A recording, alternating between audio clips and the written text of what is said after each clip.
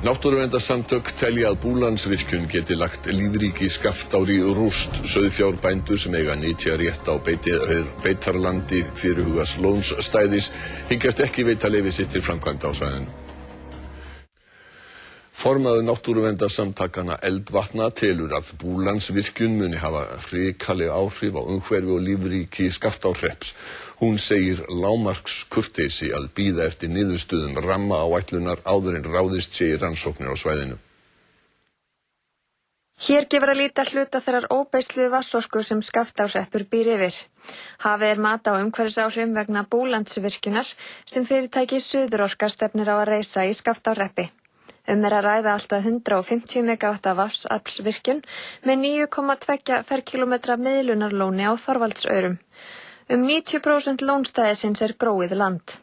Fréttastofa ræddi við 2 þeirra sauðfjárbænda sem eiga nytjarétt á landi lónstæðisins. Hvorugur þeirra ætlar að veita samþykki sitt til framkvæmdana og segjast ekki mega missa beitarlandið undir vatn. Eldvötn, samtökum náttúruvernd í Skaftárhreppi, voru stofnuð fyrir rúmu ári síðan. Við bara vörum sterklega við þessari framkvæmd. Við teljum að hún sé mjög hættuleg fyrir þetta svæði og hafi hrikalega áhrif á umhverfi og náttúru sveitarfélagsins og geti rústað lífríki Skaftár. Ólafía segir að Skaftá sé lífæð þessa svæðis. Áfok vegna aurframburðar geti vissulega verið vandamál en virkjunin myndi gera illt verra.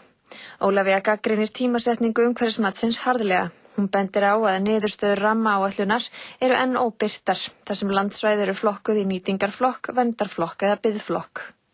Lágmarkskurteisi væri nú samt úr því að verður að vinna þessa rammaáætlun að hinkra við áður en að eitt milljónum og milljónir ofan í einhverjar rannsóknir og aðgerðir sem eru svo kannski ekki til neins. Þetta nýtur svo ekki.